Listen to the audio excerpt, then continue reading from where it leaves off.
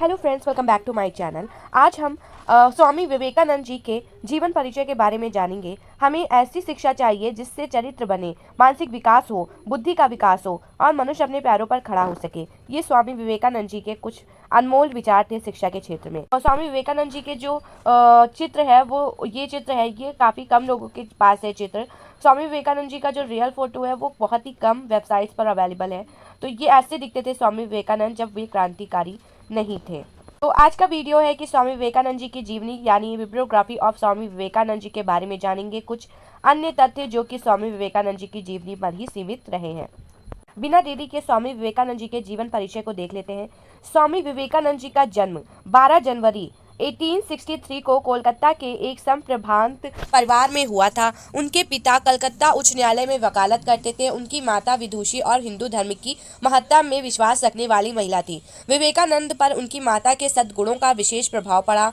उनकी जो माता जी थीं वो भक्ति में जीवन जीने में ज़्यादा विश्वास रखती थी और उनके पिता बहुत ही धनी व्यक्ति थे, किंतु 25 वर्ष की आयु में समस्त धन दौलत त्याग कर वे सन्यासी बन गए और परिवार के इस वातावरण का स्वामी विवेकानंद जी के मन और मस्तिष्क पर गहरा असर पड़ा। स्वामी विवेकानंद का वास्तविक नाम नरेंद्र नाथ दत्त था, किंतु जब वे बंगाल के महान संत रामकृष्ण परमहंस के शिष्य बने तो नरेंद्र नाथ दत्त ने स्वामी विवेकानंद बन गए। अपने शैक्षिक काल में विवेकानंद एक अच्छे वक्ता और वार्तालाप करने वाले थे। उनका स्मृति विश्लेषण थी। उनके संबंध में यह कहा जा सकता है कि वे एनसाइक्लोपीडिया अचानका और 11 खंड कंठस्थ थे। उनके घोड़सवारी, कुश्ती, मुक्केबाजी और तैरने की दक्षता प्राप्त थी।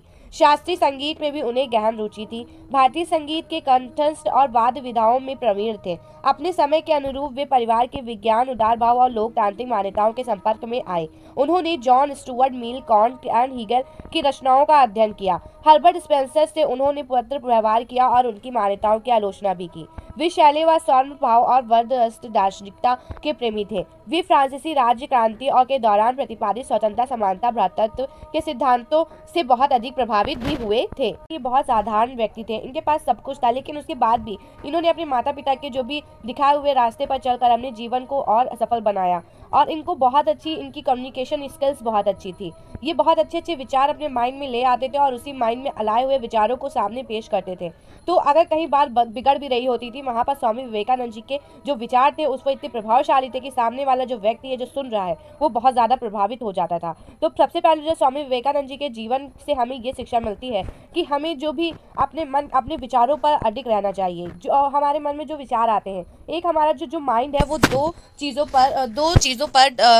चीज़ों के बारे में डिफाइन करता है। एक होता है क्रिएटिविटी, एक जो रचनात्मक सोच होती है, और एक होता है हमारा साइंस यानी बायोलॉजिकल माइंड होता है। एक बायोलॉजिकल माइंड होता है, एक क्रिएटिवनेस होती है जो कि रचनात्मक शक्ति होती है। ठीक है, तो जो हमारा लेफ्ट ब्रेन होता है उसमें हम बायोलॉजिकल टिप्स सीखते हैं, और जो हमारा राइट जो होता है हमारा पार्ट, जो हमारा सीधा हाथ होता है वो क्रिएटिवनेस की ज़रा ज़्यादा रहता है। इसीलिए जब हम कोई भी क्रिया करते हैं, कोई भी चीज़ ड्राइंग करते हैं, तो बहुत कम लोग होते हैं जो अपने लेफ्ट हैंड का इस्तेमाल करके कोई भी क्रिएटिवनेस कर सकते हैं। उनके उस पार्ट में भी क्रिएटिवनेस होती है, लेकिन बहुत कम ही लोग होते हैं जो कि इस चीज़ को कर पाते हैं। ज़्यादातर लोग जो अपने राइट हैंड का इस्तेमाल करते हैं बारीकी को और अच्छे से करने के लिए। तो वो क्यों करते हैं? क्योंकि जो हमारा माइंड है वो दो पार्टों में डिवाइड है, एक बायोलॉजिकल टर्म्स पे डिवाइड है, एक क्रिएटिवनेस पर डिवाइड है। तो इसी वजह से ये चीज़ है। तो अब अच्छा, अगर ये क्वेश्चन आता है कि स्वामी विवेकानंद जी का कौन सा जो माइंड था वो चल रहा था, तो उनका जो था वो क्रिएटिवनेस भी चल रहा था, राइट पोर्शन भी चल रहा था माइंड का, और लेफ्ट पोर्शन भी चल रहा था। वो बहुत ही प्रवीण वक्ता थे, बहुत ही अच्छी उनकी बोली थी। वो जो भी सोचते थे वो अच्छे से एक्सप्लेन करना चाहते थे। अगर हमें स्वामी विवेकानंद जी के जीवन से कोई भी चीज़ सीखनी है तो वो ये सीखनी है कि वो एक अच्छे वक्ता थे, यानी एक्सप्लेनेशन स्किल्स हम स्वामी विवेकानंद जी के जीवन से सीख सकते हैं। चलिए बिना देरी के आगे स्टार्ट करते हैं वीडियो को।